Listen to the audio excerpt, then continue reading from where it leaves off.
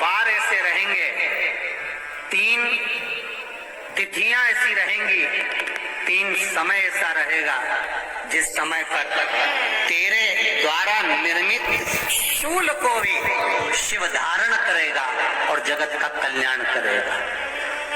3 दिन, 3 तिथियां, 3 बार, 3 नक्षत्र, 3 घड़ी, 3 पल।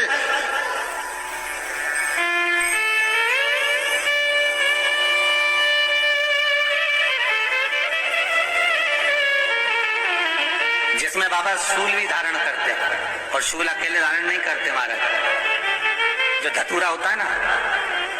दर्शन करें, धतूरे के कांटे कांटे सा होता है धतूरा, तो वो धतूरे के साथ में बाबा शूल धारण करते हैं। बेलपत्री के शूल को, ये बहुत आनंदमय कथा है महाराज। जिसके जीवन में हमेशा कांटे ही मिले हैं। बेटी बड़ी हुई तो घर में मायके में दुख देखा, और मायके से गई ससुराल में तो ससुराल में दुख देखा।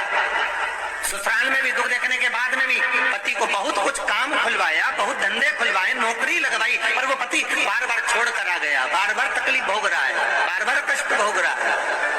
फिर थोड़े दिन काम करता है, थोड़े दिन छूट जाता है, फिर व्यापार में बढ़ता है, फिर छूट जाता है, फिर कोई दुकान खुल गई, थोड़े दिन अच्छी चली, फिर वापस वहीं घर पर आकर बैठ गया। अर्थात उसके जीवन में वो शूलता चल रही है। तो बाबा देवाधिदेव महादेव कहते हैं, ये 3 घड़ी, 3 पल, 3 नक्षत्र, 3 समय, 3 दिन में जो शूल मुझे समर्पित करता है, उसके जीवन से मैं शूल हटा देता हूं। वो 3 दिन लिखे स्कंद पुराण।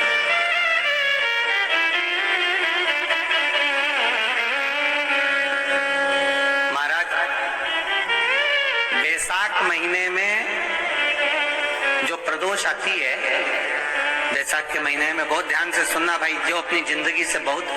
तंग आ गए हो, परेशान हो गए हो, कष्टमय जीवन जी रहे हो, बहुत दुखी हो गए हो, उनके लिए ये स्कंद पुराण का चरित्र फिर मिले ना मिले, आप प्रेम से सुन लो। आओ, पहला वैशाख महीने की प्रदोष, चाहे वो शनिचरी प्रदोष हो, चाहे रविवार की हो, सोमवार की हो, मंगल की हो, बुधवार की हो, गुरुवार की हो, शुक्रवार की हो, शनिवार की हो, कोई भी वार की हो, पर वैशाख महीने की प्रदोष, प्रदोष काल में शाम का समय सूर्य डूब रहा हो, बस डूबा ही हो, और उस समय पर सूर्य के डूबन के तुरंत बाद बाबा को धतूरे के साथ में बेलपत्री ना चढ़ाते हुए बेलपत्री के वृक्ष के 7 कांटे बाबा के शिवलिंग पर समर्पित करे जाते हैं महाराज, अपनी जिंदगी में अड़चनों को हटाने के लिए। फिर आप जिस व्यापार में उतरे, जिस व्यवसाय में उतरे, जिस नौकरी में उतरे, आप दिल से करें,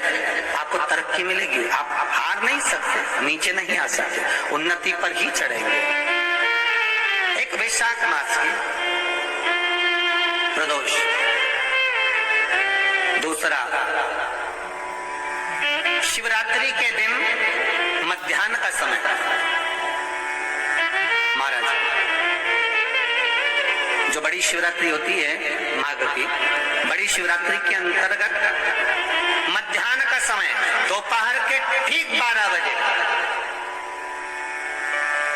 चाहे फिर वो कोई भी दिन हो महाराज, शिवरात्रि जिस दिन पड़ रही हो,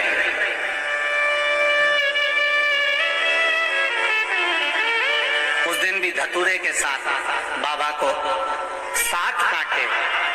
बेलपत्री के वृक्ष के समर्पित होते हैं महाराज। इसमें आप ये वाले जो कांटे हैं, जो शिवरात्रि के दोपहर 12 बजे वाले हैं, अगर कोई मदिरा पीने वाला हो, व्यसन में डूबने वाला हो, कोई जुआ खेलने वाला हो, कोई गलत वैश्यावृत्ति करने वाला, या अपने मार्ग से विचलित कोई व्यक्ति है, उसके लिए भी ये कांटे बहुत काम आते हैं महाराज। दूसरा, पार्वती, तेरे द्वारा तेरे नयन अश्रु से जो प्रगटा हुआ बेल का वृक्ष है, द्वितीय शूल मैं वहां धारण करता हूं, तृतीय शूल, तीसरा शूल